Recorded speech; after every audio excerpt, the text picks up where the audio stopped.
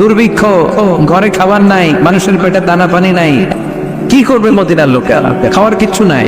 Medina থেকে একটা কাফেলা শাম দেশে রওনা হলো, যে শাম কিছু অল্প দামে জিনিসপত্র কিনবে আর যান বাজার। তারা গেল তা পণ্য নিয়ে যেদিন ফিরে আসলো ওই দিনটা ছিল জুমাবার। কিবার বিষ্ণু ইসলাম তখন জুমার খুতবা দিচ্ছিলেন। তখন জুমার খুতবা এখনকার সময়ের মতো নামাজের আগে ছিল না, ঈদের নামাজের মতো নামাজের পরে ছিল। কখন ছিল নামাজের পরে। জুমার নামাজ শেষ, সাহাবীরা বিশ্বনবীর খুতবা শুনছে মসজিদে নববীতে বসে in the mean time Kafela Medina শহরের মধ্যে ঢুকে গেল। কাফেলার দায়িত্বশীলরা তবলা বাজাতে শুরু করলো, ঘন্টা বাজাতে শুরু করলো। তখনকার সময়ে কোন কাফেলা যখন পণ্য নিয়ে মালামাল নিয়ে কোন শহরে ঢুকেই শহরের মাঝ বরাবর যে তারা তবলা ঘন্টা বাজিয়ে যাতে করে এলাকার লোকেরা বুঝে কাফেলার পণ্য এসেছে, যার যা লাগবে কিনে বিশ্বনবীর মসজিদে নববীর মিম্বারে দাঁড়িয়ে জুমার খুতবা দিচ্ছেন। সাহাবারা ওই কাফেলার ঘন্টা বাজানোর ধ্বনি শুনতে পেল, তবলা বাজানোর ধাম শব্দ শুনতে পেল, আর মনে মনে ভাবলো হায় বিশ্বনবীর জুমার খুতবা পুরোটাই শোনার জন্য যদি বসে থাকি, কাফেলার সব মালামাল বিক্রি হয়ে যাবে, আমরা কি কিনবো? একটা কাজ করি, নামাজ শেষ। কিসে নামাজ শেষ। কারণ তখন পর্যন্ত আগে হয়তো জুমার নামাজ, পরে হয়তো খুতবা ঈদের স্টাইলে, বুঝতে পেরেছেন? তাদের ইস্তেহাদ হলো নামাজ তো শেষ, খুতবাই না বাকি, চল এক কাম করে সবাই মিলে দিয়ে দাও কাফেলার ওইখানে যাই, যার যা পণ্য কিনার পণ্য কিনি, সবাই যদি কিনে ফেলে আমরা কিনবো কি? এই চিন্তা করতে করতে মসজিদের মধ্যে গুনগুনানি শুরু হলো। একজন, দুইজন, তিনজন, চারজন করতে মসজিদে নববী থেকে সব সাহাবারা আসলেই দিল দৌড়াতে সব কাফেলার দিকে যেতে পুরো মসজিদ খালি। বিশ্বনবী কি করতেছেন? জুমার খুতবা দিচ্ছেন মিম্বারে দাঁড়িয়ে। যেতে তাফসিরে এসেছে 12 জন সাহাবা ছাড়া বাকি সব দৌড়। তারা আপনাকে মিম্বারে দাঁড় করিয়ে রেখে জুমার খুতবা প্রদান করা অবস্থায় দাঁড় করিয়ে রেখে ওরা চলে যায়। এই দৃশ্যটা আরশের উপর থেকে আল্লাহ দেখে বরদাস্ত করতে পারে নাই, তাই ধমক দিয়ে সূরা জুমার এই আয়াত নাযিল করে দিয়েছে। পড়ে সুবহানাল্লাহ। বিশ্বনবীকে জুমার খুতবা প্রদান করা অবস্থায় মিম্বারে দাঁড় করিয়ে রেখে যখন সাহাবারা চলে গেল, 12 জন সাহাবা প্রথম কাতারে বসা। আল্লাহ ডেকে বললেন ওয়াইদা রাআউ তিজারাতান আও লাহওয়ান ফাতু ইলাইহা, তারা যখন ব্যবসার কাফেলার আওয়াজ শুনে তারা কাফেলার দিকে দৌড় দেয়। ওয়া তারাকুকা কাইমা, আর আপনার মিম্বারের উপর দাঁড় করিয়ে রাখে। নবী আপনি বলেন মা ইনদাল্লাহি খায়রুম মিনাল লাহওই ওয়া মিনাত তিজারা, ও নবী বলে দেন ওই কাফেলার মধ্যে যা পাওয়া যাবে মসজিদে বসে খুতবা শুনলে তার চাইতেও বেশি বরকত পাওয়া যাবে। ওদেরকে বলে দেন আল্লাহর কাছে যা আছে ওটাই কাফেলার পণ্যের চাইতে অনেক গুণ শ্রেষ্ঠ, অনেক গুণ দামি, অনেক বেশি বরকতময়। চিল্লা বলেন ঠিক কি না? কারণ আল্লাহু খায়রুর রাযিকিন, আল্লাহ হলো আসল রিজিক দাতা। দুনিয়ার বুকে কেউ কাউরে রিজিক দিতে পারে না, রিজিক দেওয়ার মালিক কে? আমাদেরকে খাদ্য দেয় কে? নাকি আমাকে খাদ্যমন্ত্রী, প্রধানমন্ত্রী? আমাদেরকে রিজিক দেয় কে? ও তারা কাইমা, ও নবী আপনারে মিম্বারের মধ্যে দাঁড় করিয়ে রেখে ওরা চলে যায়, এটা আমি বরদাস্ত করলাম। আমি তাদেরকে ধমক দিয়ে আয়াত নাযিল করে দিলাম, ওদেরকে জানিয়ে দেন দুনিয়ার এই ভোগের সামগ্রী আর ব্যবসার পণ্য থেকে আল্লাহর কাছে যা আছে ওইটার দাম ঢের কোটি গুণ বেশি। চিৎকার করে বলেন ঠিক কিনা? এজন্য জুমার খুতবা শোনার দরকার আছে না নাই? বলেন তো জুমার ফরজ কারাকাত আর জোহরের ফরজ তো একই টাইমের নামাজ। জোহরের সময় 4 রাকাত, জুমার সময় 2 রাকাত করা হইলো কেন? কারণ এর আগে খুতবা বাস সুবহানাল্লাহ পড়ে। কি ইসলাম, কি ব্যালেন্স, কি ভারসাম্যপূর্ণ। যেহেতু খুতবা আছে এখানে সময় লাগবে, এজন্য জোহরের 4 রাকাতকে জুমার ভেতরে 2 রাকাত করে দেওয়া হয়েছে। কোন আল্লাহু আকবার, মিনিমাইজ করে দেওয়া হয়েছে, শর্টকাট করে দেওয়া হয়েছে। এজন্য জুমার খুতবা শোনা ওয়াজিব। খুতবা শোনা গুরুত্বপূর্ণ, সবাই শুনবেন তো? বিষ্ণু ইসলাম এই মসজিদে নববীর খতিব ছিলেন 10 বছর, এই খতিবগিরি করছে সুবহানাল্লাহ। বাড়িতে গিয়া এজন্য খতিব যারা আছেন তারা বিশ্বনবীর রেখে যাওয়া দায়িত্ব পালন করছে। এখানে মেটানগরের আজকের এই মাহফিলে খতিব কারা আছে দেখে? জুমার খতিব মাশাআল্লাহ আছে তো অনেকে, ওদিকে আছে, এই পাশে আছে। আল্লাহ তুমি সব খতিবদেরকে কবুল করো, আমিন। এই জুমার খুতবা কন্ডাক্ট করা এটা কিন্তু আপনাদের কাছে অনেক বড় দায়িত্ব। এটাকে বলা হয় weekly assembly of Muslim community. আমাদের সাপ্তাহিক গাদানি, আমাদের প্রতি সপ্তাহে আমাদের মুসলমানদের জুমার দিনের চেয়ে বড় কোনো কার্নিভাল, কোনো ফেস্টিভ্যাল, কোনো উৎসব, কোনো ইবাদতের প্রোগ্রাম কি আর হয়? সুবহানাল্লাহ বলবেন না? এবং এই প্রোগ্রামটা অন টাইম, এটা প্র্যাকটিস করা যায় না, অন টাইমে বলতে হবে। আবার এই প্রোগ্রাম কখনো বন্ধ হয় না, তাফসীর মাহফিল বন্ধ হয়ে যায়। কথা বলে তাফসীর মাহফিল শুনলে 144 জুমার নামাজে 144 হয়েছে কোন জেলায়? কথা বলে না। বাংলাদেশের 64 জেলার কোন জেলায় জুমার নামাজে 144 হয়? তাহলে এটা কত গুরুত্বপূর্ণ অনুষ্ঠান, কত গুরুত্বপূর্ণ প্রোগ্রাম খাতির ভাইয়েরা। এজন্য খুব কনস্ট্রাকটিভ হয়েছে, গঠনমূলক ভাবে নিজেদেরকে প্রিপেয়ার করতে হবে। আপনি কি বলবেন? খতিবের দায়িত্ব হচ্ছে ওই 7 দিনে গত 7 দিনে সমাজে কি কি অসঙ্গতি ঘটেছে, ইনকনসিস্টেন্সি, এগুলো কোরআন সুন্নাহর আলোকে শ্রোতাদের কাছে তুলে ধরা। কি কি সমস্যা, ক্রাইসিস যাচ্ছে মুসলমানদের, আমার এলাকায়, আমার সমাজে কি কি সমস্যার ক্রাইসিস তৈরি হয়েছে, কোরআন সুন্নাহর আলোকে এগুলোর সলিউশন দিয়ে আসা। বিশ্বনবী এটাই করতেন। এজন্য জুমার প্ল্যাটফর্মটা অনেক গুরুত্বপূর্ণ। আমাদেরকে তাফসীর মাহফিল ধরে রাখতে হয়। কি করতে হয়? আমাদেরকে বলে হুজুর আপনার কিন্তু কাঁপাইতে হবে, আবার বলে আপনার জমাইতে হবে, আবার বলে আপনার ধরে রাখতে হবে। কি করতে হবে? কিন্তু জুমার নামাজ আলহামদুলিল্লাহ ধরে রাখা লাগে না, কারণ খুতবার পরে নামাজ আছে না নাই, বসেই থাকে। এই জুমার খুতবাটা এত গুরুত্বপূর্ণ এই কারণে জুমার নামাজে আওয়ামী লীগ আসে না আওয়ামী লীগ মনে যায় না জমাতে আসে, বিএনপি আসে না, তারপরে জাতীয় পার্টি আসে, এবার জামাত ইসলাম আসে, তাবলীগের ভাইরা আসে, পীর সাহেবের মরিনদের আসে। যত দল মত বাংলাদেশে হতে পারে সব দল মতের লোকেরা জুমার দিনে মসজিদের ভেতরে হাজির আছে না নাই? এজন্য এটা অনেক গুরুত্বপূর্ণ। বিশ্বনবী নিজে মসজিদে নববীতে কাউকে এই দায়িত্বটা দেয় নাই, নিজে মিম্বারে দাঁড়িয়ে 10টি বছর খুতবা প্রদান করেছেন। সুবহানাল্লাহ। বিশ্বনবী মসজিদে নববীর মিম্বারে দাঁড়িয়ে খুতবা দিচ্ছেন, হঠাৎ বিশ্বনবীর কলিজার টুকরা, বিশ্বনবীর সুগন্ধি হাসান আর হুসাইন রাদিয়াল্লাহু তাআলা আনহুমা ঘর থেকে বের হয়ে সাহাবাদের কাতারের সামনে দিয়ে দৌড়াদৌড়ি শুরু করে দিয়েছে। আমরা অনেক সময় বাচ্চাদেরকে দৌড়াদৌড়ি করতে দেখলে রেগে যাই। মেটন ঘরে আলহামদুলিল্লাহ এই ঝামেলা নাই। আপনাদের এই সমস্যা এগুলো করবেন না। বাচ্চাদেরকে মসজিদে আসতে দিবেন, ওরা একটু লাফালাফি, দুষ্টামি, চিল্লাচিল্লি করবে, আর ওরা চিল্লাচিল্লি করলেই ভালো লাগে, ঠিক কিনা? বাচ্চা লাফ না দিয়ে 80 বছরের বুড়া যদি লাফ দেয় ভালো লাগবে দেখতে? তো ওরাই তো লাফ দিবে, লাফালাফি করবে, চিৎকার চেঁচামেচি। বাচ্চাদেরকে মসজিদে নিয়ে আসবেন। তুরস্কের অনেক মসজিদের মধ্যে ফেস্টুন দিয়ে লেখা থাকে সালাত চলা অবস্থায় পেছনে যদি বাচ্চাদের কিচিমিচি চিৎকার আর চেঁচামেচির আওয়াজ শুনতে না পাও তাহলে ভবিষ্যৎ প্রজন্ম নিয়ে তোমাদেরকে ভয়ে থাকতে হবে। পিছনে যদি জামাত চলাকালীন কোনো চিৎকার চেঁচামেচি আওয়াজ নাই, তার মানে বুঝতে হবে নেক্সট জেনারেশন এগুলো নামাজে হচ্ছে না। আর তারাবি চলাকালীন অবস্থায় পিছনে যদি চিৎকার চেঁচামেচি হই হুল্লোড় থাকে তাহলে বুঝে যাবে আমার ছেলে মেয়ে, আমার নাতিপুতি সবগুলো নামাজি হচ্ছে। কথা বলেন। জন্য বাচ্চারা চিৎকার চেঁচামেচি করলে খবরদার মসজিদ থেকে তাড়িয়ে দিবেন। ওদেরকে ডেকে আনেন, যেতেই ওরা বুঝবে এটা ইবাদত। এখানে চিৎকার দেওয়া যায় না, এখানে দুষ্টুমি করা যায় না, এখানে আল্লাহর নাম জপতে হয়, এখানে সিজদায় পড়ে কাঁদতে হয়, ঠিক কিনা? বিশ্বনবীর মসজিদে নববীর মিম্বারে দাঁড়িয়ে জুমার খুতবা দিচ্ছেন। বিশ্বনবীর কলিজার টুকরা হাসান হুসাইন দুইজন মিলে কাতারের মাঝখানে দৌড়াদৌড়ি করছে। সাহাবাদের কারো ঘাড়ের মধ্যে ধাক্কা দেয়, কারো টুপি ধরে টান দেয়, কারো পাগড়ি ধরে টান মারে। বিশ্বনবী মিম্বারের উপর দাঁড়িয়ে দেখে, বিশ্বনবী খুতবা দিতে এই দৃশ্য দেখে খুতবা থামিয়ে দিলেন। খুতবা ওই জায়গায় স্টপ করে নিজে মেম্বার থেকে নামলেন।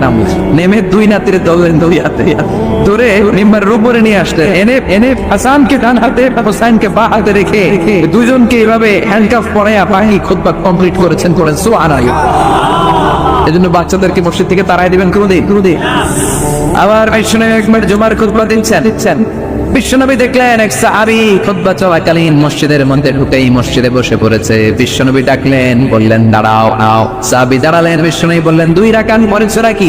সাহাবী বললেন না পড়ি নাই। বিশ্বনবী বললেন ওয়ারকা রাকাতাইন, তাড়াতাড়ি করে 2 রাকাত পড়ো, তারপরে বসে যাও। এটা হচ্ছে দুপুরুল মসজিদ। মসজিদে ঢুকলেই 2 রাকাত পড়তে হয়। এটা কি খুতবা চলে না কি চলে এটা দেখার বিষয় না, আপনি পড়বেন। এটা হচ্ছে সবচেয়ে স্ট্রং মত। হ্যাঁ, হানাফি স্কুল অফ থটে আরেকটা মতকে প্রমোট করা হয়, সেটা হচ্ছে আপনি ঢুকেই পড়বেন, কিন্তু খুতবা চলাকালীন পড়বেন।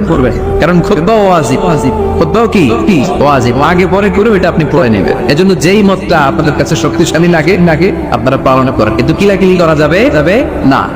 আবার বিশ্বনবী মসজিদে নববীর মিম্বারের মধ্যে দাঁড়িয়ে খুতবা দিচ্ছেন। এক সাহাবী এসে বলে, নবী, মদিনার মধ্যে খরা দুর্ভিক্ষ, মদিনাতে কোনো বৃষ্টি নাই, আপনি বৃষ্টির দোয়া করেন। বিশ্বনবী খুতবার নিরবিচ্ছিন্নতাকে ভঙ্গ করে সাথে সাথে বৃষ্টির দোয়া শুরু করে দিলেন। হাত তুললেন। এইভাবে ওরা হাত তোলার দলিল খুঁজে পায় না। ওরা হাত তোলার দলিল খুঁজে পায় না। ইজা সাআলতুমুল্লাহ, বিষ্ণু বলেছে, ইজা সাআলতুমুল্লাহ ফাসআলুহু বিবুতুনি আকুফিকুম, আল্লাহর কাছে যখন চাইবা হাতের তালুগুলো এরকম উপরের দিকে করে আল্লাহর কাছে চাও।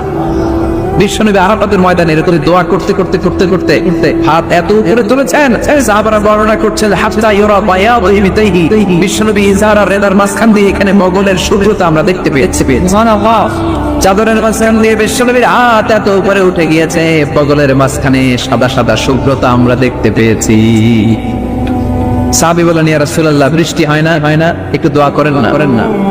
বৃষ্টি নাই, খরা দুর্ভিক্ষ। বিশ্বনবী খুতবা থামিয়ে দিয়ে আমি তুলতে এইরকম আর বললেন, আল্লাহুম্মা আসকিনা, আল্লাহুম্মা আসকিনা, আল্লাহুম্মা আসকিনা। এটা হচ্ছে বৃষ্টির দোয়া।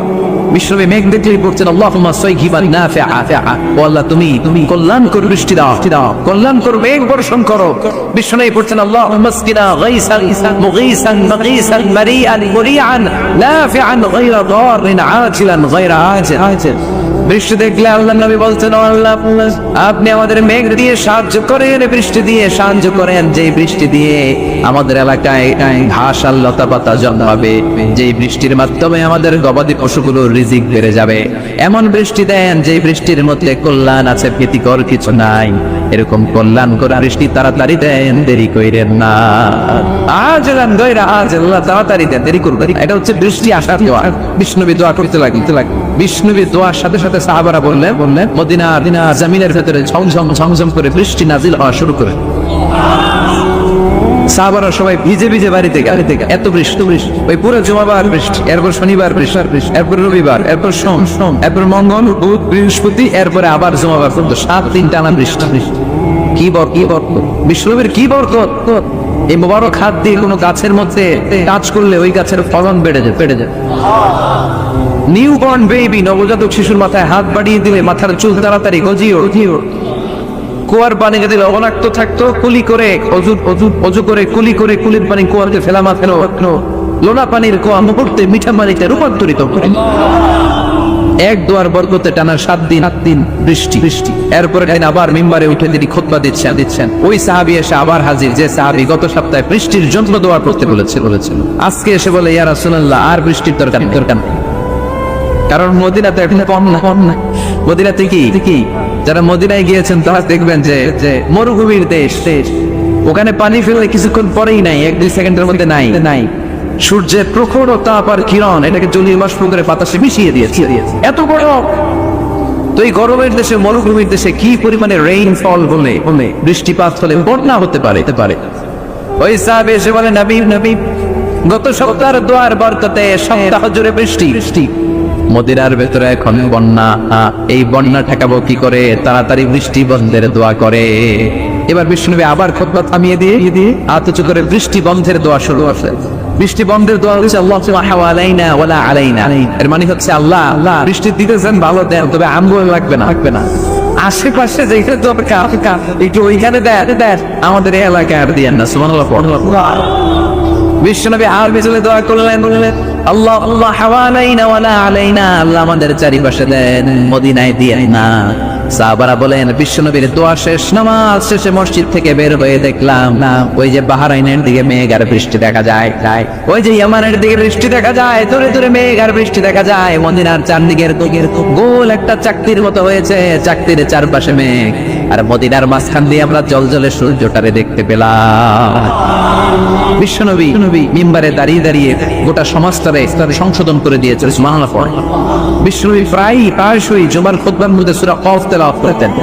কোন সূরা? সূরা অনেক সাহাবারা বলেছে আমরা সূরা কফ এই কোরআনের নুসখা স্ক্রিপচার খুলে দেখে দেখে মুখস্থ করি নাই। বিশ্বনবীর কণ্ঠে জুমার খুতবার সময় ওনার সূরা কফ তেলাওয়াত শুনে শুনে আমাদের সূরা কফ মুখস্থ হয়েছে। এজন্য জুমার খুতবা যারা দেয় তাদের দায়িত্ব কম না বেশি? বেশি।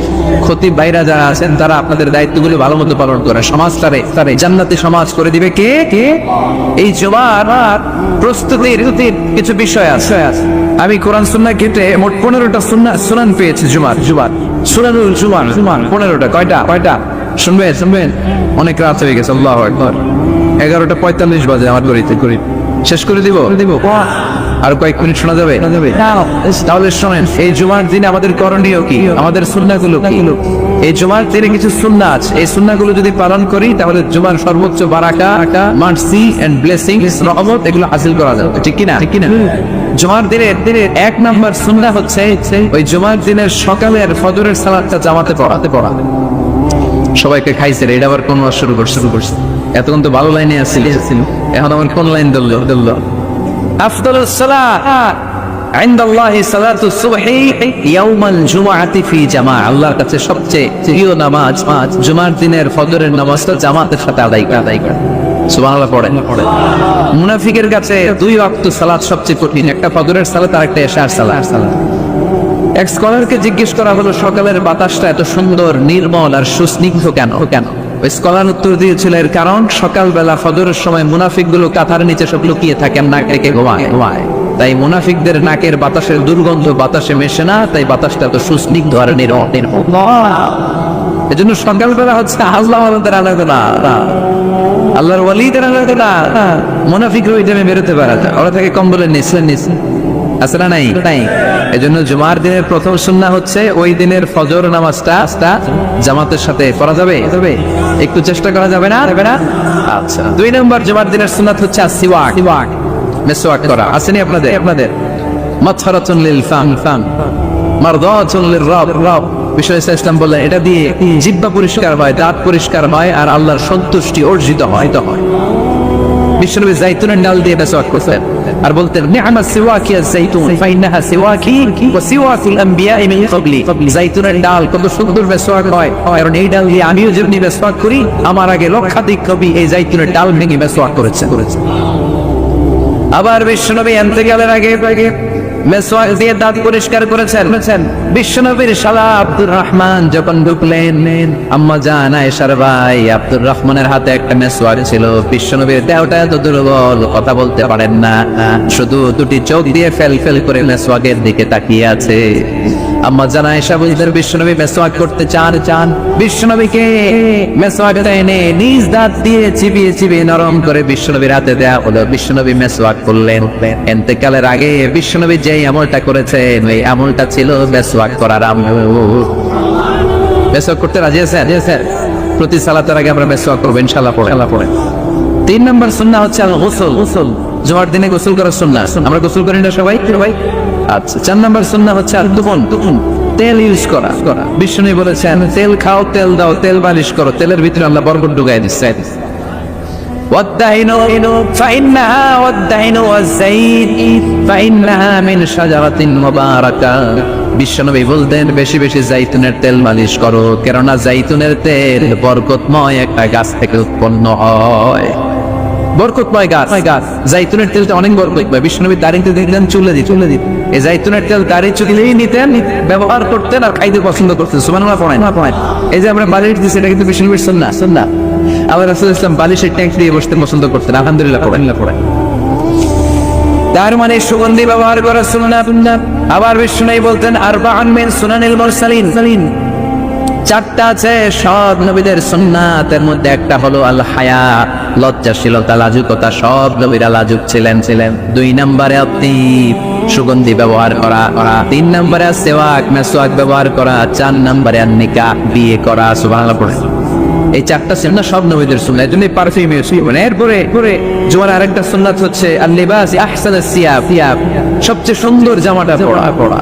কারণ আল্লাহ নিজে সুন্দর। ইন্নাল্লাহা জামিল ওয়া ইউহিব্বুল জামাল। আল্লাহ নিজে সুন্দর, তাই সব সৌন্দর্যকে আল্লাহ পছন্দ করেন। ঠিক কিনা? এই মহাবিশ্বের সবচেয়ে সুন্দর কে?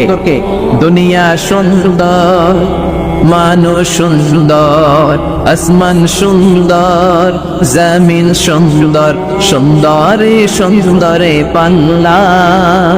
জানি না কত সুন্দর তুমি আল্লাহ, জানি না কত সুন্দর তুমি আল্লাহ। সুবহানাল্লাহ পড়েন।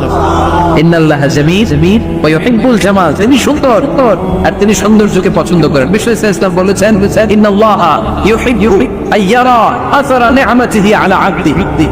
আল্লাহ তার বান্দার উপর তার নেয়ামতের বহিঃপ্রকাশ দেখতে পছন্দ করে। আপনি যদি ধনী হন, আপনার ধনীর একটা প্রকাশ যেন আপনার দেহে থাকে, এতে কোনো সমস্যা নেই।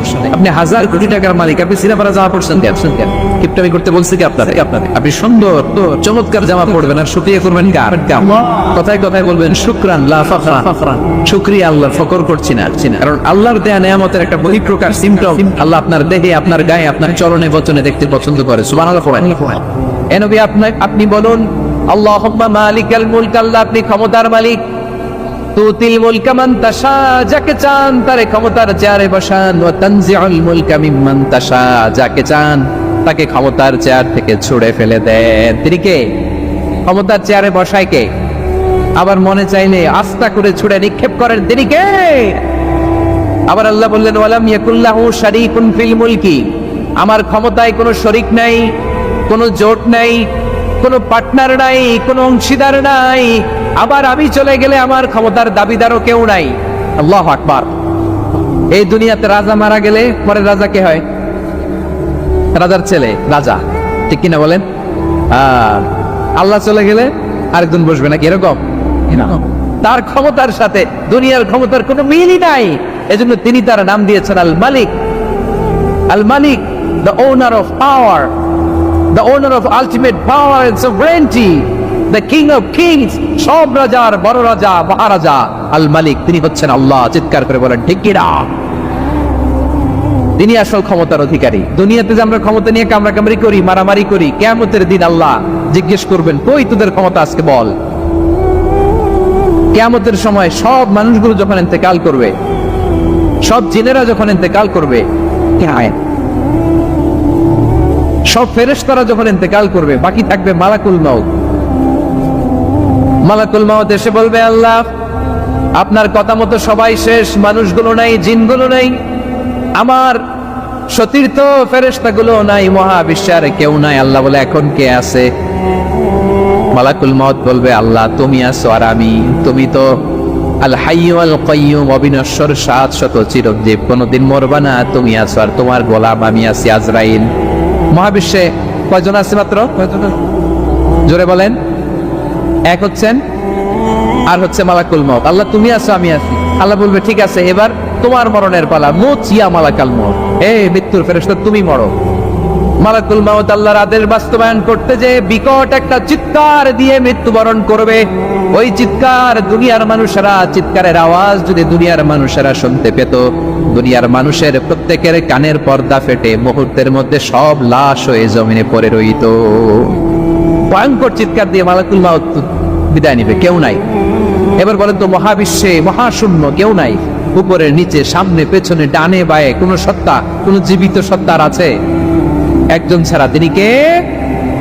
কুল্লু মান আলাইহা ফানি ওয়া ইয়াবকা ওয়াজহু রাব্বিকা যুল জালালি ওয়াল ইকরাম। পড়েন, ফাবিআইয়ি আলাই রাব্বিকুমা তুকাযযিবান। কেউ থাকবে না, একজন ছাড়া। একজন ছাড়া। এই ড্রোন দেখে হাত নাড়ালে হবে? আমার দিকে তাকাইতে হবে, কথা শুনতে হবে। মহাবিশ্বে কেউ নাই, একজন সত্তা ছাড়া। আওয়াজ করে বলেন, তিনি কে? এবার আল্লাহ ডেকে বলবেন, লিমানিল মুলকুল ইয়াউম, লিমানিল মুলকুল ইয়াউম। ক্ষমতা কার? Who belongs the kingdom today, who belongs the power, authority today, who belongs the sovereignty today. আজকে ক্ষমতা কার? দুনিয়াতে ক্ষমতা নিয়ে এত কামড়াকামড়ি, দুনিয়াতে জান নিয়ে এত মারামারি, এত অত্যাচার, এত রক্তপাত, এত ব্লাডশেড। আজকে বলো তো ক্ষমতা কার? কার ক্ষমতা? মহাশূন্যে কোনো আওয়াজ নাই, শুধু আমার রবই বলবেন, লিমানিল মুলকুল ইয়াউম। আজকে ক্ষমতা কার? কোনো আওয়াজ নাই, উত্তর দেওয়ার মতো জীবিত কোনো সত্তা নাই, ফলে কেউ উত্তর দিতে পারবে না। আল্লাহ নিজেই প্রশ্নের উত্তর দিয়ে বলবেন লিল্লাহিল ওয়াহিদিল কাহ্হার, একচ্ছত্র অধিপতি, ক্ষমতার মালিক আল্লাহ ছাড়া কারোর জন্য কোনো ক্ষমতা নাই। চিল্লায় বলেন ঠিক কি না? তাহলে আর রহমান আর রাহিমের পরে আমরা জানলাম আমার আল্লাহর আরেকটা সুন্দর গুণবাচক নাম হচ্ছে আল মালিক। কি নাম? আল মালিক, মানে দ্য কিং, রাজাধিরাজ, সব রাজার বড় রাজা, মহারাজা। এরপরে 4 নম্বরে আল্লাহ বললেন আল কুদ্দুস, তিনি হলেন আল কুদ্দুস। আল কুদ্দুস মানে হচ্ছে অতি পবিত্র, মহাপবিত্র, the most holy, the absolutely pure, যার কোনো খুঁত নাই। আল্লাহর কোনো খুঁত আছে? তিনি মহাপবিত্র। আল্লাহর পবিত্রতা যখন আমরা বর্ণনা করি আল্লাহ খুশি হয়ে যান, কারণ তার সত্তার একটা বৈশিষ্ট্য হচ্ছে তিনি আল কুদ্দুস।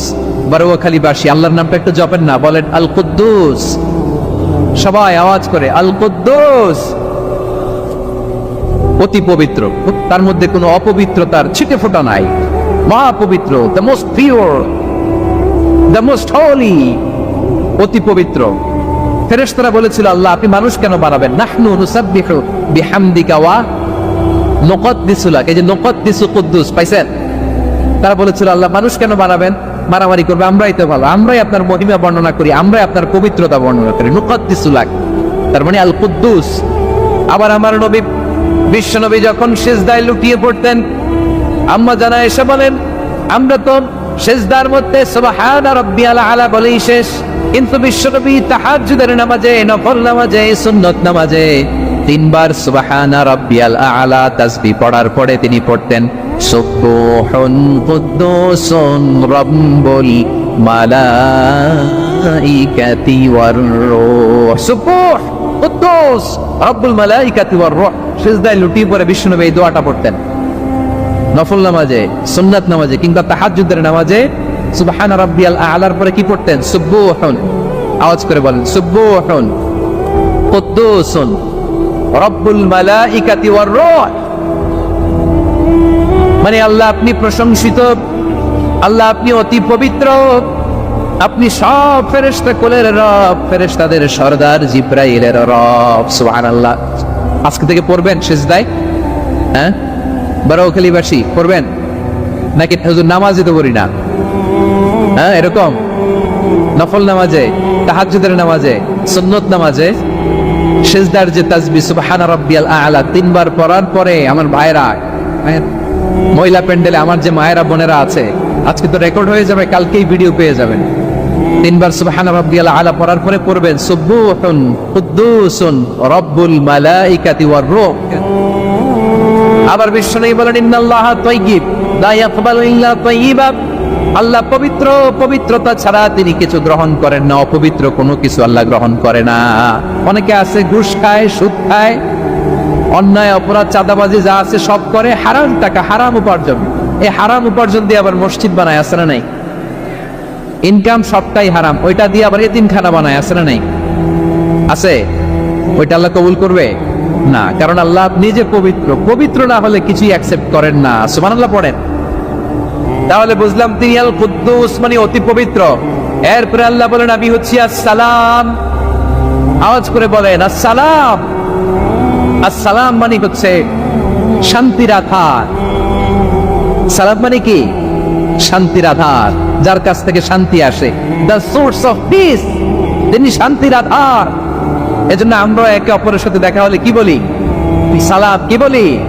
সালাম সালাম হাজার সালাম, সকল শহীদ স্মরণে আমার হৃদয়ে রেখে যেতে চাই তাদের স্মৃতির চরণে। সবাই বলেন সালাম সালাম হাজার সালাম, সকল শহীদ স্মরণে আমার হৃদয়ে রেখে যেতে চাই তাদের স্মৃতির চরণে। পড়েন আমিন। আমরা সকল ভাষা শহীদ, সকল মুক্তিযোদ্ধা, তাদের জন্য দোয়া করি এবং 24-এর ছাত্র নাগরিক অভ্যুত্থানে যারা শাহাদাতের সর্বোচ্চ নাজরানা পেশ করে এই নতুন ভোরের বাংলাদেশ আমাদেরকে উপহার দিয়েছে, তাদের জন্য আল্লাহর কাছে দোয়া করি। সবাই বলেন আমিন। আমার প্রিয় বারোয়াখালীবাসী, আপনারা কি ক্লান্ত হয়ে গেছেন? কষ্ট হচ্ছে? তাহলে যে 2-4 জন দাঁড়াচ্ছেন কেন? এই যে 2-1 জন যে বোতল ছুঁড়ে মারছো, তোমাদের কি আমি দেখি নাই মনে করছো? এই বোতল ছুঁড়ে মারলা কেন? বসো বসো। হ্যাঁ, মেহেরবানি করে বসবেন, মেহেরবানি করে বসবেন। সবাই আওয়াজ করে তাকবীর পড়ো, লিল্লাহে তাকবীর। এই আপনাদের গলার আওয়াজ। এতগুলো মানুষ তাকবীর পড়লে এতটুকু আওয়াজ হয়, আমি বিশ্বাস করি না। আওয়াজ করে পড়েন সবাই, লিল্লাহে তাকবীর, লিল্লাহে তাকবীর, লিল্লাহে তাকবীর। আল্লাহর একটা নাম হচ্ছে আসসালাম, মানে হচ্ছে শান্তির আধার, দ্য সোর্স অফ পিস। শান্তি দেওয়ার মালিককে। এজন্য শান্তি চাইবো কার কাছে? আল্লাহ তুমি আমার দেশটাকে শান্তিময় করো, বলেন আমিন। আল্লাহ তুমি আমাদের পরিবারের শান্তি নসিব করো, বলেন আমিন। আল্লাহ আমাদের জীবনটাকে তুমি শান্তিময় করো, বলেন আমিন। এজন্য বিশ্বনবী সালাম ফিরানোর পরে 3 বার পড়তেন আস্তাগফিরুল্লাহ, আস্তাগফিরুল্লাহ, আস্তাগফিরুল্লাহ। এরপরে বিশ্বনবী পড়তেন আল্লাহুম্মা আনতাস সালাম ওয়া মিনকাস সালাম তাবারাকতা রাব্বানা ইয়া যাল জালালি ওয়াল ইকরাম। ও আল্লাহ, আপনি শান্তির আধার, আপনার কাছ থেকে শান্তি আসে, আপনি বরকতময়। এই দোয়াটা পড়েন আপনারা? সালাম ফিরানোর পরে পড়েন না? পড়বেন আজকে থেকে, আল্লাহুম্মা আনতাস সালাম ওয়া মিনকাস সালাম তাবারাকতা ইয়া যাল জালালি ওয়াল ইকরাম।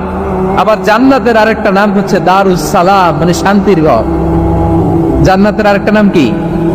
দারুস সালাম। ওই দারুস সালামে আমরা যেতে চাই কি চাই না? আমরা ওই জান্নাতের অধিবাসী হতে চাই কি চাই না? এই বারোয়াখালীর ঐতিহাসিক তাফসীরুল কোরআনের ময়দানে আমরা যেমনি একত্রিত হলাম, আল্লাহর জান্নাতেও যেন আমরা এভাবে একত্রিত হতে পারি। আল্লাহ তুমি কবুল করো। আওয়াজ করে পড়েন আমিন। সালামের পরে আল্লাহ বললেন আল মুমিন। আমার আরেকটা নাম হচ্ছে আল মুমিন। আল মুমিন মানে হচ্ছে নিরাপত্তা দানকারী। আমাদের নিরাপত্তা দেয় কে?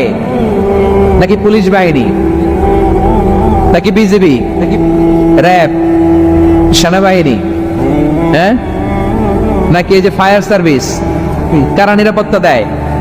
আজকের এই প্রোগ্রামের জন্য আমাদের ফায়ার সার্ভিসের ভাইরা অনেক কাজ করেছেন, আমি শুনেছি।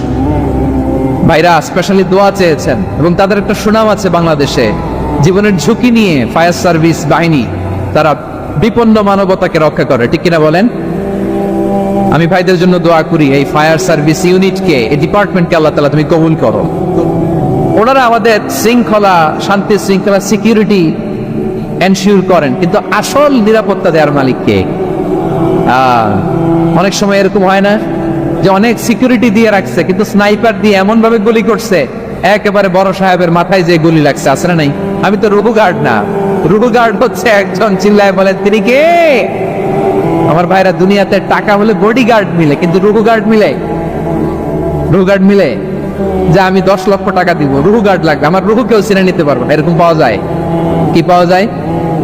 হ্যাঁ, বডি গার্ড পাওয়া যায়, রুহু গার্ড পাওয়া যায় না। ওই রুহের নিরাপত্তা দেয় কে? আল মুমিন, দ্য প্রোভাইডার অফ সিকিউরিটি।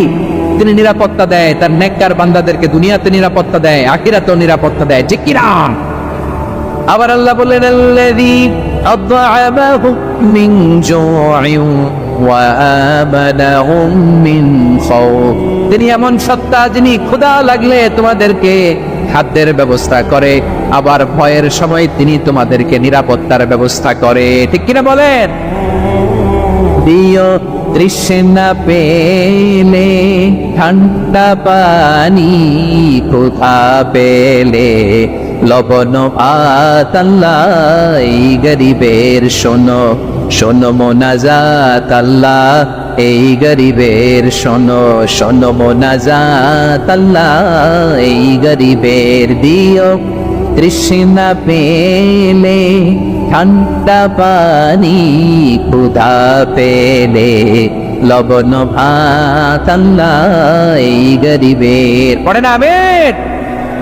আমরা যখন বিপদে পড়ি নিরাপত্তা দেয় কে? সাগরের তুফানের ভেতরে পড়ে যখন আল্লাহর কাছে ফরিয়াদ করি আমাদেরকে বাঁচায় কে? বিমানের ভেতরে যখন বিপদে পড়ি, যখন আল্লাহর কাছে সাহায্য চাই, বাঁচায় কে? কঠিন বিপদের মুহূর্তে আমাদেরকে সিকিউরিটি দেয় কে? সে আল্লাহ বললেন আমার আরেকটা নাম হচ্ছে আল মুমিন, আমি নিরাপত্তা দেই। এরপরে আগে দেয়া যায়। আচ্ছা আওয়াজ করে বলেন তো, পুলিশ ভাইদের চোখ, পুলিশের চোখ মাঝে মাঝে ফাঁকি দেয়া যায় কি যায় না? সেনাবাহিনীর চোখ, র্যাবের চোখ, ইনকাম ট্যাক্স অফিসারের চোখ, দুর্নীতি দমন কমিশনারের চোখ, কিন্তু আল্লাহর চোখ, আল্লাহর চোখকে কশ্চিনকালেও কখনো ফাঁকি দেয়া যাবে? যেখানেই যান ঘরের ভেতরে ঢুকে জানলা লাগিয়ে দরজাটা লক করে যদি অন্যায় করেন, পাপ করেন, দুনিয়ার কোন চোখ দেখে নাই, দেখেছে কে? পর্দার আড়ালে যে যদি পাপ করেন, দেখে নাই, দেখেছে কে? গহীন সাগর তলে ঢুকেও যদি অন্যায় করেন, কেউ দেখে না, সেটা দেখেন কে? আপনি কি ভাবছেন আটলান্টিক মহাসাগরের ভিতরে চলে গেলে তারা আল্লাহ দেখবে না? প্রিয় বারোয়াখালীবাসী, আপনারা ওশান গেট কোম্পানি নাম শুনছেন? ওশান গেট, তারা এই যে টিটান সাবমার্সিবল একটা সাবমেরিনের মতো বানাইছিল, যেটা টাইটানিক জাহাজের ভগ্নাংশ দেখার জন্য অনেক লোক যে মারা গেছিল না, ওটা সাগরের একেবারে গহীনে চলে যায়। এই টিটান সাবমার্সিবল দিয়ে সাগরের একেবারে গহীনে চলে যাওয়া যায়। তো ওইটার ভিতরে ঢুকে যদি আপনি আটলান্টিকের তলায় চলে যান, তাহলেই তো আল্লাহরে ফাঁকি দিতে পারবেন, আর তো আল্লাহ দেখতে পারবে না, পারবে না? সাগরের অতল গহ্বরে চলে গেল, পাহাড়ের সুরঙ্গের ভেতরে ঢুকে গেল, মহাকাশ স্টেশন পাড়ি দিয়ে মঙ্গলে পাড়ি জমালেও আমার আল্লাহর চোখ কশ্চিনকালেও ফাঁকি দেয়া যাবে? এজন্য সে আল্লাহ বললেন, লা তুদরিকুহুল আবসার ওয়া হুয়া ইউদরিকুল আবসার ওয়া হুয়াল লাতীফুল খাবীর। আমার আল্লাহ দৃষ্টির আয়ত্তে নন, কিন্তু দুনিয়ার সব দৃষ্টি আমার আল্লাহর আয়ত্তে, ঠিক কিনা? সূক্ষ্মদর্শী, সূক্ষ্ম থেকে সূক্ষ্ম পাপ কাজ যেভাবে যেমনটি করেন সব দেখেন। মুখে না বললে অন্তরেও চিন্তা করলো, অন্তরে চিন্তার উদ্রেক ঘটেছে, ওইটা তো কেউ জানে না, কিন্তু জানেন কে? এভাবে যিনি সূক্ষ্মভাবে মনিটর করেন, ওভারসি করেন, অবজারভেশন করেন, তার নাম হচ্ছে আল মুহাইমিন, পর্যবেক্ষক। আসুন আমাদের রব কি চিনি, বারোয়াখালীর ভাইরা, চিনতেছেন? কার সামনে কপাল ঘষে সেজদা দেন, তারে চিনে নেন। কার সামনে ফরিয়াদের দুই হাত উঠে কাঁদেন, দুই হাত তুলে রোনাজারি করেন, তাকে জেনে নেন। এই হচ্ছেন আল মুহাইমিন, অবজারভার, পর্যবেক্ষক। কেউ যেটা দেখে না সেটা দেখেন কে? এরপরে আল্লাহ বললেন আমার আরেকটা নাম হলো আল আজিজ। আল আজিজ মানে মহাপরাক্রমশালী, মহাশক্তিধর।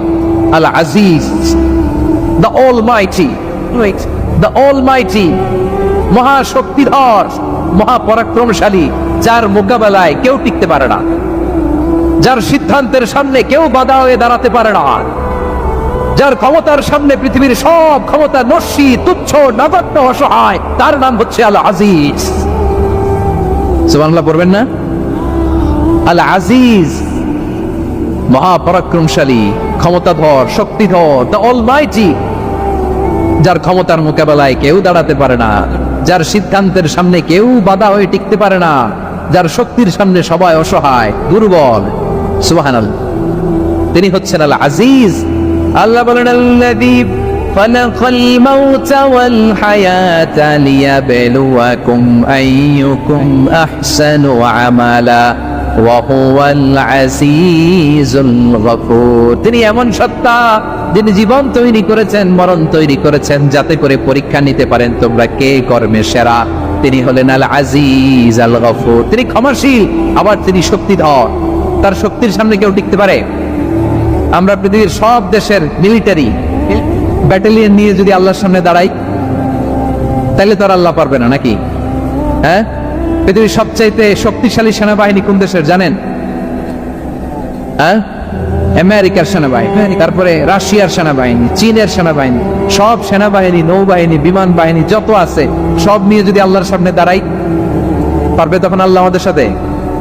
হ্যাঁ, তার সামনে কোনো ক্ষমতা টিকতে পারে না, তার সামনে কেউ বাধা হয়ে দাঁড়াতে পারে না, তার সামনে গোটা বিশ্ব মুগ্ধ করে থাকে, অসহায়। তার নাম হচ্ছে আল আজিজ। চিল্লায় পড়েন সুবহানাল্লাহ। এরপরে আল্লাহ বললেন আমি হলাম আল জব্বার। জব্বার মানে দুর্দন্ত, প্রতাপশালী, দ্য ডমিনেন্ট, যিনি সবাইকে বশ বানাতে পারেন, সবাইকে অনুগত করতে পারেন, যিনি সবাইকে পূর্ণ নিয়ন্ত্রণ করতে পারেন, তার নাম হচ্ছে আল জব্বার। আল্লাহ বলেন হুয়াল কাহিরু ফাওকা ইবাদিহি ওয়া হুয়াল হাকীমুল খাবীর। কাহিরু ফাওকা ইবাদি, তিনি বান্দাদের উপর কাহির, একচ্ছত্র নিয়ন্ত্রণকারী। তিনি যেমন চান তেমন ভাবে বশ বানাতে পারেন সবাইকে। তিনি হচ্ছেন আল জব্বার। তিনি কি? তিনি কি? বিশ্বনবী ফরমানিয়া খুবুল জব্বারু ইয়াউমাল কিয়ামাতি সামাওয়াতিহি ওয়া আরবাহু বিয়াদিহি। রব্বুল আলামিন কিয়ামতের দিন 7 আসমান 7 জমিন হাতের মুঠোয় নিয়ে এরকম ধরবেন। সুবহানাল্লাহ পড়েন। 7 আকাশ 7 জমিন আল্লাহর হাতের মুঠোয়। আমি যেরকম হাতের মুঠোয় করছি এরকম নাকি? না, যেমনটি আল্লাহর শানে খাটে ঠিক তেমন। সুবহানাল্লাহ বলেন। আল্লাহর সাথে কারো তুলনা হয়? তাহলে বলেন তো আল্লাহ দেখতে কার মতো? আওয়াজ করে বলেন, আল্লাহ আল্লাহর মতো। আল্লাহ কার মতো? ওয়ালাম ইয়াকুল্লাহু কুফুয়ান আহাদ, তার মতো কেউ নাই। তাহলে তিনি কার মতো? তার মতো। আওয়াজ করে বলেন বারুয়াখালী, তিনি কার মতো? তার মতো। আল্লাহ তাআলা 7 আকাশ 7 জমিনকে হাতের মুঠোয় নিবেন, মুঠোয় নিয়ে বলবেন আনাল জব্বার। আরে আমি তো জব্বার, আইনাল জব্বারুন। দুনিয়ার স্বৈরাচারী গুলো আজকে কোথায়? দুনিয়ার জালিম গুলো কোথায়? দুনিয়ার অত্যাচারী বাদশা গুলো আজকে কোথায়? আল্লাহ বলবেন আমি তো জব্বার। দুনিয়াতে যারা জব্বার বলে নিজেদের দাবি করতো, স্বৈরাচার, ডিক্টেটর, জালিম, অত্যাচারী, আজকে তোরা কোথায়? কোথায়? কোনো আওয়াজ নাই, কোনো খাওয়া নাই। ওই দিন কোনো টু শব্দ নাই। ওই দিন ক্ষমতা হবে এক সত্তার। চিল্লায় বলো তিনি কে? এজন্য আল্লাহ বললেন আমি হলাম জব্বার। এরপরে আল্লাহ বললেন আমি হলাম মুতাকাব্বির। আমি কি? মুতাকাব্বির মানে হচ্ছে দ্য সুপিরিয়র। সুপিরিয়র, যার চেয়ে বড় কেউ নাই, তিনি সবচেয়ে বড়। এজন্য নামাজে প্রত্যেক রুকুতে সেজদায় আমরা সবাই বলি আল্লাহ আপনি সবচেয়ে বড়, ইউ আর দ্য গ্রেটেস্ট। আমরা বলি আল্লাহু আকবার। আমরা কি বলি? তাওহীদেরই মুর্শিদ আমার মুহাম্মাদের নাম বলো, মুহাম্মাদের নাম। আল্লাহর নাম জপলে বুঝতে পারি, আল্লাহরই কালাম বলো, মুহাম্মাদের নাম। ওই নামেরই রশি ধরে যাই আল্লাহর পথে, ওই নামেরই ভেলায় চড়ে ভাসি নূরের স্রোতে। ওই নামের বাতি জেলে দেখি আরশের মুকাম বলো, মুহাম্মাদের নাম। পড়েন সবাই। তাওহীদেরই মুর্শিদ আমার মুহাম্মাদের নাম বলো, মুহাম্মাদের নাম। আল্লাহর নাম জপলে বুঝতে পারি, আল্লাহরই কালাম বলো, মুহাম্মাদের নাম। সুবহানাল্লাহ পড়েন। এটার নাম তাওহীদ। এক আল্লাহ বিশ্বাসী হওয়া, এক আল্লাহর কাছে যাওয়া, বিপদে আপদে সকালে বিকালে সব সময় আমরা একজনের কাছে যাইব। তিনি কে? আপনার যত চাওয়া আছে সব পাওয়াকে যদি তিনি পাওয়াতে রূপান্তরিত করে, আপনার যা লাগবে সবও যদি সবাইকে সব দিয়ে দেয়, তারপরও তার ধনভাণ্ডারের কিছু কমবে? কি বিশাল ধনভাণ্ডারের মালিক, কি ক্ষমতার মালিক, কি মর্যাদার মালিক। এই দামি আল্লাহরে রেখে দিয়ে আমরা মাজারে যেয়ে সেজদা দেই, মাজারে যেয়ে চাই। এজন্য মাজারে চাওয়া যাবে না, চাইতে হবে কার কাছে? আল্লাহ তুমি আমাদেরকে সহি সমঝ দান করো। আমরা পড়ি আমিন। আর জোরে পড়ি আমিন। খিলপাড়া ফুরকানিয়া মাদ্রাসার উদ্যোগে, মাদ্রাসাটা কোন দিকে? এপাশেই। মাশাআল্লাহ। আজকে প্রোগ্রামের সভাপতি হচ্ছেন জনাব আলহাজ আব্দুল মান্নান মনু, চেয়ারম্যান 8 নং বেলঘর দক্ষিণ ইউনিয়ন পরিষদ। মনু ভাই না? মনু ভাই আসছে? আসে নাই? অসুস্থ। বরিশালে মানুষের বলে মনু, কি বলে? মনু ডাইলে লবণ দেছো না দেবা? মুই 20 টাকার কাম ভরছি, 15 টাকা দিলে কেন? 5 টাকা দেবে না, ঠাবাটাবি বাজাবা। এগুলো হচ্ছে বরিশালের ভাষা। এরা মানুষের বলে মনু। তো আপনাদের মনু ভাই, আপনাদের চেয়ারম্যান, আল্লাহ ওনারে কবুল করুক। আমার আগে কথা বলেছে হযরত মাওলানা আব্দুল মালিক আশরাফি সাহেব, কারি খন্দকার মোহাম্মদ শহীদুল হক সাহেব, হানিফুল ইসলাম আমিনী সাহেব। যারাই কথা বলেছে নিঃসন্দেহে কোরআন থেকে বলেছে। আর কোরআন থেকে কথা বললেই সেখানে শুনবার জন্য পঙ্গপালের মতো আমরা একত্রিত হয়ে যাই। এই কোরআনের আওয়াজকে এদেশ থেকে স্তব্ধ করা যাবে না, ঠিক কিনা? অনেক ষড়যন্ত্র ছিল, আছে, থাকবে, কিন্তু এই পথ থেকে আমরা পিছনে সরবার মানুষ নয়। চিল্লা এখন, ঠিক কিনা? বিশ্বনবীর আলটিমেটাম দেয়া হয়েছে, আমাদেরকেও আলটিমেটাম দেয়। বিশ্বনবীর আলটিমেটাম দেয়া হলো, তোমাকে নারী দেয়া হবে, সম্পদ দেয়া হবে, ক্ষমতার চেয়ারে বসিয়ে দেয়া হবে। 3 দফা, 3 দফা দেয়া হলো নবীরে। কয় দফা? নারী দেয়া হবে, সম্পদ দেয়া হবে, ক্ষমতার চেয়ার দেয়া হবে। এই লা ইলাহা ইল্লাল্লাহ মুহাম্মদ রাসূলুল্লাহ এর দাওয়াতকে তুমি বন্ধ করে দাও। বিশ্বনবী বললেন তোমাদের 3 দফা, আমার তো 1 দফা। বিশ্বনবীর কয় দফা?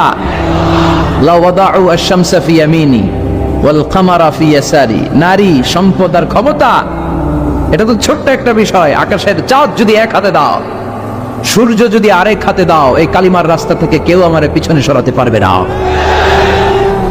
এজন্য ইসলামের বিজয় অবশ্যম্ভাবী। বিশ্বাস হয়?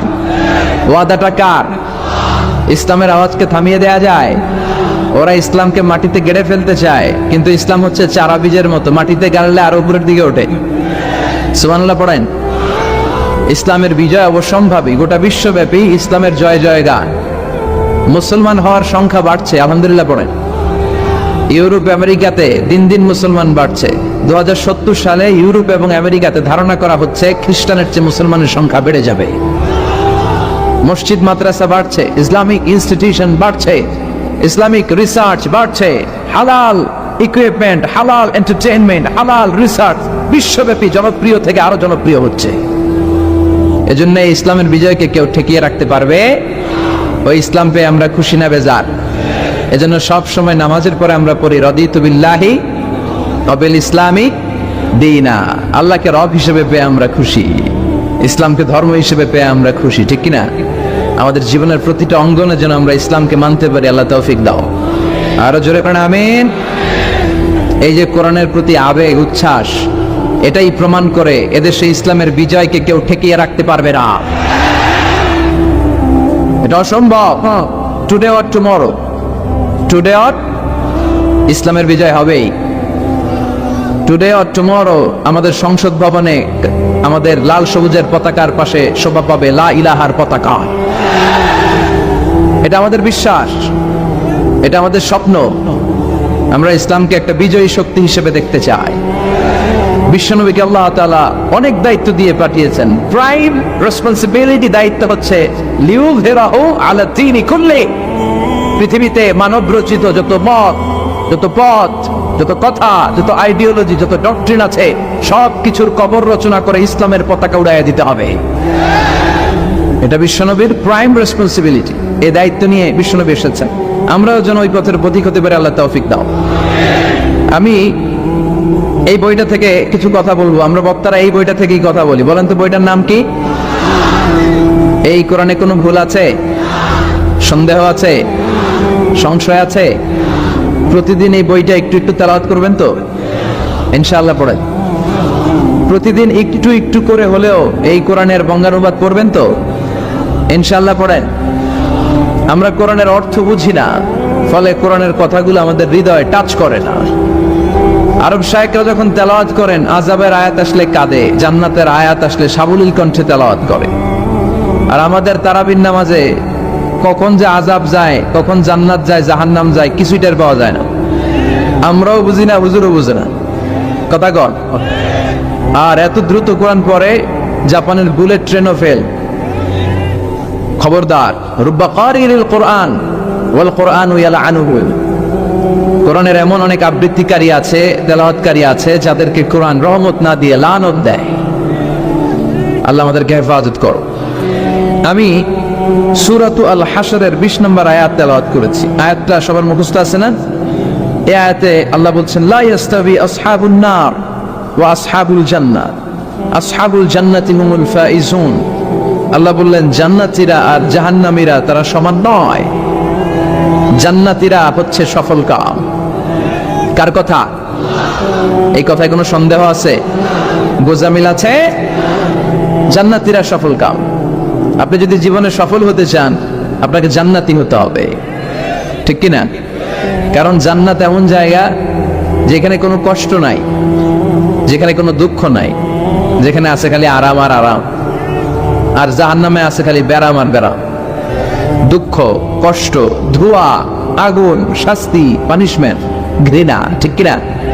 এখন দ্য ডিসিশন ইজ ইয়োরস, সিদ্ধান্ত আপনার। আপনি কই যাবেন? জান্নাতে না জাহান্নামে? চিল্লায় বলেন কোথায় যাবেন?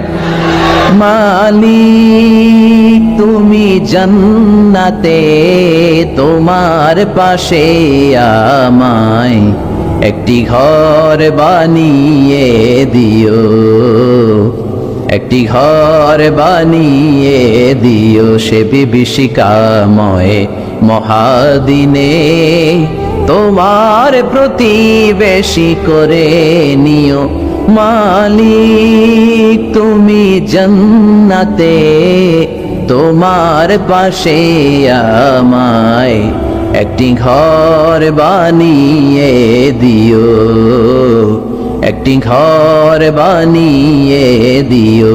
পড়েন আমিন। আমরা এত কিছু চাই না, আমরা চাই জান্নাতের এক কোনায় ছোট্ট একটা ঘর থাকবে, যেই ঘরের থেকে আমরা আমার রবরে দেখতে পাবো। এটাই আমাদের স্বপ্ন, এটাই আমাদের আকাঙ্ক্ষা। আর এইটা যদি হয় আর কিছু লাগে? এজন্য রাব্বুল আলামিন বলেন লা ইয়াস্তাবি আসহাবুন নারি ওয়া আসহাবুল জান্নাতি, আসহাবুল জান্নাতি হুমুল ফাইজুন। জান্নাতীরা আর জাহান্নামীরা কখনো সমান নয়। জান্নাতীরা সফল কাম, জাহান্নামীরা ব্যর্থ। আমরা ব্যর্থ হতে চাই না, আমরা সফল হতে চাই, জান্নাতে যেতে চাই, ঠিক কি না? জান্নাতে যারা ঢুকবে তারাই সফল। The people of paradise, the people of heaven and the people of hellfire never be equal ever. The people of paradise gain the ultimate success in life. যারা জান্নাতি হতে পারলো তারা জীবনে সর্বোচ্চ সফলতা অর্জন করতে পারলো, ঠিক কি না? فمن زحزح عن النار وأدخل الجنة فقد فاز وما الحياة الدنيا إلا متاع الغرور. সুবহান আল্লাহ। জাহান্নাম থেকে যে মুক্তির সার্টিফিকেট পেল, জান্নাতে ঢোকার অনুমতি যে পেল, তারাই সফল হলো। কার কথা? জাহান্নাম থেকে মুক্তি আর জান্নাতে ঢোকার সার্টিফিকেট, তারাই সফল। আমরা সফল হতে চাই, ঠিক কিনা? আমরা কই যেতে চাই, কিন্তু সবাই কি জান্নাতে যাবে? এই পৃথিবীতে 700 কোটি মানুষ, সবাই জান্নাতে যাবে? কথা বলেন। রব্বুল আলামিন বলেন ফারিকুন ফিল জান্নাতি ওয়া ফারিকুন ফিস সাঈর। জান্নাতে যেতে চাই বললে যাওয়া যায় না। সবাই জান্নাতে ঢুকবে না। গোটা বিশ্বের মানুষগুলো 2 ভাগ, চিল্লায় বলেন কয় ভাগ? 1 ভাগ ঢুকবে জান্নাতে, আর 1 ভাগ ঢুকবে জাহান্নামে। নাও দ্য ডিসিশন ইজ ইয়ার্স। এখন আপনাকে সিদ্ধান্ত নিতে হবে, শক্ত সিদ্ধান্ত, যে আপনি কোন ভাগে ঢুকবেন, কোন দলে ঢুকবেন। আপনার একটা শক্ত সিদ্ধান্তই আপনার জান্নাতের অধিবাসী বানাতে পারে, আর আপনার একটা দুর্বল সিদ্ধান্ত আপনাকে জাহান্নামের অঙ্গার বানিয়ে দিতে পারে, ঠিক কি না? এজন্য সিদ্ধান্ত নেন, কই যাবেন, কোথায় যাবেন? আমরা জান্নাতে যাও ইনশাআল্লাহ। পড়েন আমি তাদেরকেও ভালোবাসি, কারণ আমার স্লোগান হচ্ছে হেরে যাবে ওদের হিংসা, ষড়যন্ত্র, জিতে যাবে আমাদের ভালোবাসা। যারা আমাদের বিরোধিতা করে, আমাদের ব্যাপারে ঘৃণা ছড়ায়, তাদের জন্য আমাদের বুক ভরা দরদ আর ভালোবাসা আছে না নাই? কারণ ভালোবাসা দিয়ে যা জয় করা যায়, কঠোরতা দিয়ে তা পারা যায় না। তো যারা বিরোধিতার জন্য আমাদের আলোচনা শোনেন তাদেরকে ওয়েলকাম। যারা আমাদের আলোচনা আউট অফ কনটেক্সট নিয়ে এক জায়গার মাথা আর এক জায়গার লেজ জুড়ে দেন, তাদেরকে ওয়েলকাম। গত সপ্তাহে আপনারা জানেন খুলনা বিভাগের প্রোগ্রাম আমি দিয়েছিলাম যশোরে, আদ্দিন ফাউন্ডেশনের উদ্যোগে। তো যশোরের প্রোগ্রামের এক ভিডিওর পেছনে আমাদের কিছু দিনী ভাইরা 6 বছর আগের এক অডিও ব্যাকগ্রাউন্ডে জুড়ে দিয়ে বিভ্রান্তি ছড়ানোর জন্য সোশ্যাল মিডিয়াতে ছড়িয়ে দিয়েছে।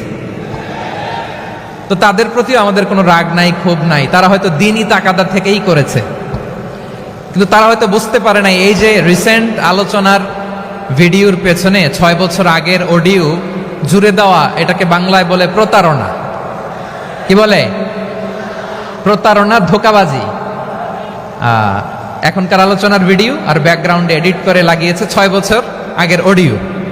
এটারে প্রতারণা বলে, ধোঁকাবাজি বলে। আর বিশ্বনবী বলেন মান গাশশানা ফালাইসা মিন্না, the person who deceives us he is not among আস।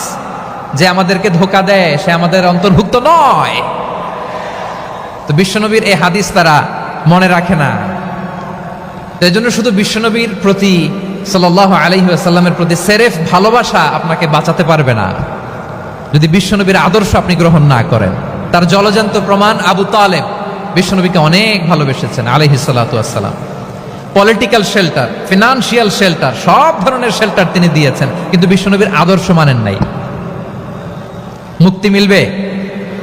হ্যাঁ, আওয়াজ করে বলেন, আবু তালেবের কি মুক্তি মিলবে?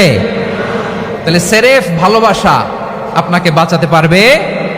ভালোবাসার পাশাপাশি বিশ্বনবীর আদর্শকে মেনে নেওয়ার দরকার আছে না নাই? তো যারা এই সমস্ত কাজ করেন আমাদের ভাইয়েরা, তাদের জন্য আল্লাহ তাআলার কাছে আমরা হেদায়েতের দোয়া করি। আবার আমি দেখেছি আমার গত সপ্তাহের যশোরের আলোচনার একটা লাইনকে কেন্দ্র করে আমাদের অনেক রাজনীতিবিদ বন্ধুরা অনেক ক্ষুব্ধ প্রতিক্রিয়া দেখাচ্ছেন। ওই কথাকে নিজেদের গায়ে টেনে, নিজেদের গায়ে মেখে ওনারা ক্ষুব্ধ হয়েছেন। প্রিয় ভাইয়েরা, আমি বলেছিলাম যে একদল খেয়ে গিয়েছে, আরেক দল খাওয়ার জন্য রেডি হয়ে আছে। তো এখানে কি আমি কোনো দলের নাম বলেছি? বাংলাদেশে 48টা প্রায় নিবন্ধিত রাজনৈতিক দল, কোনো দলের নাম আমি বলিনি। কথাটাকে আমি জেনারেল রেখেছি। দায়ীদের বৈশিষ্ট্যই এটা, দায়ীরা জেনারেলি কথা বলে, যার যেই মেসেজ নেয়ার তারা সেখান থেকে নিয়ে নেয়।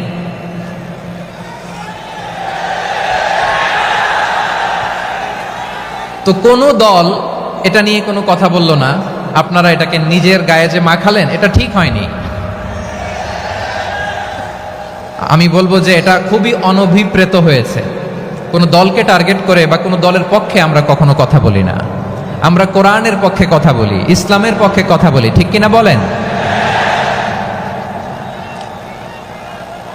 সো একটা জেনারেল কথাকে যদি আমার রাজনীতিবিদ বন্ধুরা নিজেদের গায়ে মাখেন, ক্ষুব্ধ প্রতিক্রিয়া জানান, এতে করে সাধারণ জনগণের কাছে একটা নেগেটিভ মেসেজ যাবে ওনাদের ব্যাপারে। এটা হোক আমরা চাই না।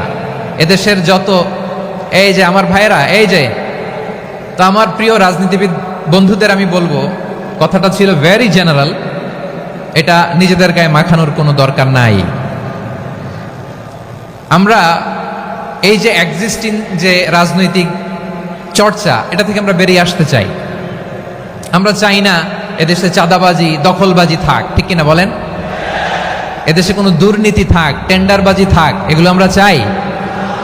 আই হেট পলিটিক্স একটা জেনারেশন আছে, এই বেশিরভাগ জেনজি অফ সিলেট, এরা আই হেট পলিটিক্স জেনারেশন।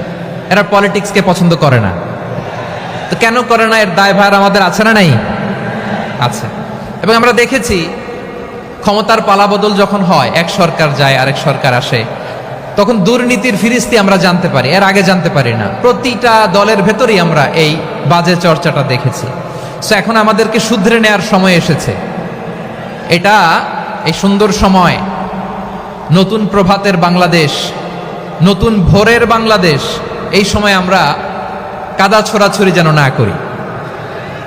আমাদের শপথ নেওয়ার সময় এসেছে। প্রতিটি দল, নিবন্ধিত 48টি, সবগুলো দলের এখন শপথ নেওয়া উচিত যে আমরা কোনোদিন আর চাঁদাবাজি করব না, টেন্ডারবাজি করব না, দখলবাজি করব না। আমরা সবসময় দেশের পক্ষে থাকব, সবসময় দেশের পক্ষে থাকব। সেই কথাগুলো ছিল ভেরি জেনারেল। যে কথাগুলো আমরা জেনারেলি বলি, এগুলো জেনারেলি আপনারা নিবেন। আমার রাজনীতিবিদ বন্ধুদের কাছে এটাই আমার কামনা। আর এই জাতীয় বার্তা যখন আমরা দেই, তখন যদি আপনি বলেন যে পারলে রাজনীতিতে আসেন, পারলে দল করে দেখান, এটা হইল? আমি কি এরকম কোনো কথা বলেছি? না। আমি একজন মুফাসসিরে কোরআন, আমি একজন আলেম, এর বাইরেও আমার সবচেয়ে বড় পরিচয় আম আ সিটিজেন অফ বাংলাদেশ। আমি বাংলাদেশের একজন সাধারণ নাগরিক। আমার দেশের যে কোনো সমস্যা, যে কোনো ইনকনসিস্টেন্সি, অসঙ্গতি নিয়ে মত প্রকাশের স্বাধীনতা আমার আছে না নাই? আপনারাই তো বাক স্বাধীনতার কথা বলেন, ফ্রিডম অফ স্পিচের কথা বলেন, বাক স্বাধীনতার কথা বলেন। আপনারাই যদি আবার কোনো মন্তব্যের কারণে বলেন যে রাজনীতির মাঠে আসেন, দল করেন, দেখি কতটুকু পারেন, এটা ঠিক হবে না। তাই প্রিয় ভাইয়েরা, আসুন আমরা দল মত নির্বিশেষে কাঁধে কাঁধ মিলিয়ে সোনার বাংলাদেশ গড়ি, দুর্নীতিমুক্ত বাংলাদেশ গড়ি, যে বাংলাদেশের জন্য রক্ত দিয়েছে আবু সাইদ, যে নতুন ভোরের বাংলাদেশের জন্য রক্ত দিয়েছে মুখ ভরা, যে নতুন বাংলাদেশের জন্য রক্ত ঝরিয়েছে 24-এর যে গণ অভ্যুত্থানের প্রত্যেকটি শহীদের। আওয়াজ করে বলেন ঠিক কিনা? আল্লাহ তাআলা আমার দেশকে তুমি নিরাপদ করো, শান্তিময় করো। আমরা যেন স্বাধীন, সার্বভৌম বাংলাদেশে মাথা উঁচু করে বিশ্ব দরবারে দাঁড়াতে পারে। আল্লাহ তুমি তৌফিক দান করো। আওয়াজ করে সবাই পড়ে আমিন। প্রিয় ভাইয়েরা, আমি আর কাল বিলম্ব না করে আসুন সরাসরি মহাবিশ্বের মহাগ্রন্থ মহাগ্রন্থ আল কোরআন আল কারীমের তাফসীর শুনি। আমি আজকের এই চমৎকার রজনীতে আলোচনা করবার জন্য সূরাতুল আহজাবের 45-46 এ দুটি আয়াতকে চুজ করেছি। এ দুটি আয়াতের আলোকে কিছু কথা আপনাদের সাথে শেয়ার করব। আওয়াজ করে পড়ুন ইনশাআল্লাহ। তার আগে আসুন একটু দেখে নিই আপনারা কে কোথা থেকে এসেছেন। আপনারা সুনামগঞ্জ জেলা থেকে কারা কারা এসেছেন দেখি। সুনামগঞ্জ, মাশাআল্লাহ মাশাআল্লাহ মাশাআল্লাহ, ঠিক আছে, হাত নামাও। সুনামগঞ্জ গেল। হবিগঞ্জ, হবিগঞ্জ, ঠিক আছে, হাত নামাও। মৌলভীবাজার দেখি, মৌলভীবাজার, মাশাআল্লাহ, ঠিক আছে। এবার সিলেটের কারা কারা দেখি।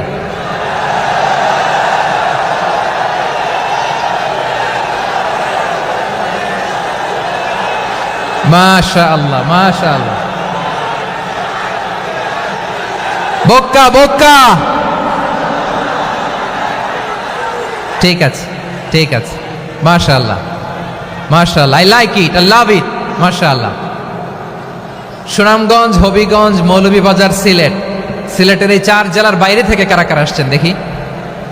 মাশাআল্লাহ, অন্যান্য অনেক জেলা থেকে আমার বাইরে এসেছে, মাশাআল্লাহ। আল্লাহ সবাইকে কবুল করুক। আজকের এই প্রোগ্রামকে, এই তাফসীরুল কোরআন মাহফিলকে আমাদের নাজাতের ওসিলা বানাক। 3 দিন ব্যাপী দেশের প্রথিতযশা অত্যন্ত বিজ্ঞ প্রাজ্ঞ ওলামারা যে সমস্ত আলোচনা, দিক নির্দেশনা এই মঞ্চ থেকে আমাদের জন্য রেখেছেন, আমরা যেন সেগুলোর উপর আমল করতে পারি। আল্লাহ তৌফিক দান করুক। প্রিয় ভাইয়েরা, বড় গ্যাদারিং, অনেক বড় শোডাউন, জনপ্রিয়তা, এগুলো আমাদের উদ্দেশ্য না। আমাদের উদ্দেশ্য হচ্ছে আল্লাহর সন্তুষ্টি। সিলেট, আওয়াজ করে বলো, আমাদের উদ্দেশ্য কার সন্তুষ্টি? আল্লাহর সন্তুষ্টি। ওইটা যদি পাই যথেষ্ট, আলহামদুলিল্লাহ আলহামদুলিল্লাহ। আসুন আমরা আমাদের নিয়তকে খালেস করে নেই। আমরা যা শুনবো আমলের নিয়তে শুনবো, নিজের জীবনকে পরিবর্তনের জন্য শুনবো, ঠিক কিনা বলেন? ইনশাআল্লাহ। আমি মেহরবানি করে এই যে ডান দিকে আমার ভাইদেরকে অনুরোধ করব, আপনারা মেহরবানি করে চুপ থাকবেন। অনেক এলইডি আছে, এলইডি, হ্যাঁ দেখেছি দেখেছি দেখেছি দেখেছি। কোনো এক্সকিউজ দেয়া যাবে না, এটা নাই ওটা নাই, এরকম কোনো কথা হবে না।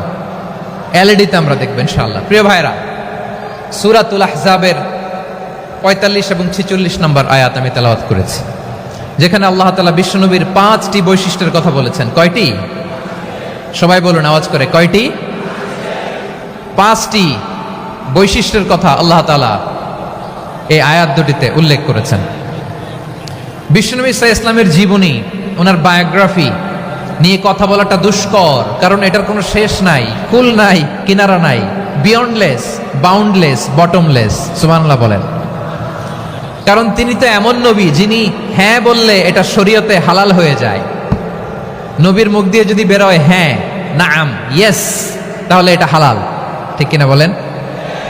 এ নবীর মুখ দিয়ে যদি না বের হয় যে না, নো, তাহলে এটা শরীয়তে হারাম হয়ে যায়। কেমন নবী আমরা পেয়েছি, যিনি হ্যাঁ বললে হালাল, না বললে হারাম, যিনি সাব্বাবা, এই আঙ্গুলি উপরের দিকে উঁচু করলে চাঁদ ভেঙে 2 টুকরা হয়ে যায়, যে নবী জমিন থেকে পা উঁচু করলে আল্লাহর আরশে মেরাজে চলে যায়, এমন নবীর উম্মত আমরা হয়েছি। যে নবীকে বাদ দিলে কোরআন বোঝা যায় না, কারণ এ নবীর উপরই কোরআন নাজিল করেছে কে? এ নবীকে বাদ দিলে হাদিস বোঝা যায় না, কারণ হাদিস তো এ নবীর মুখনিসৃত পবিত্র বাণী। সুবহানাল্লাহ পড়েন। এ নবীকে বাদ দিলে জান্নাত চেনা যায় না, কারণ জান্নাত তিনি চাক্ষুষ দেখে এসে আমাদেরকে মেরাজ শেষে বর্ণনা করে শুনিয়েছেন। এ নবীকে বাদ দিলে জাহান্নাম চেনা যায় না, এ নবীকে বাদ দিলে আমার রবকে চেনা যায় না, ঠিক কিনা বলেন? তো বিশ্বনবীর 5টি বৈশিষ্ট্যের কথা আল্লাহ তাআলা এই সূরাতে উল্লেখ করেছেন। আল্লাহ রাসূল সাল্লাল্লাহু আলাইহি ওয়াসাল্লাম যখন মক্কাতে দাওয়াত দিচ্ছিলেন, মক্কার কুরাইশরা নানাভাবে বিষ্ণু ইসা ইসলামকে কষ্ট দিচ্ছিল, নানাভাবে ট্যাগিং করছিল, মিথ্যা অপবাদ দিচ্ছিল। কখনো কখনো তারা বিশ্বনবীকে বলছিল মিথ্যাবাদী, কাযযাব। কখনো বলছিল যে তুমি হচ্ছে জাদুকর সাহের, কখনো বলেছে শায়ের, মোহাম্মদ তুমি কবি, কখনো বলেছে কাহেন, মোহাম্মদ তুমি গণক,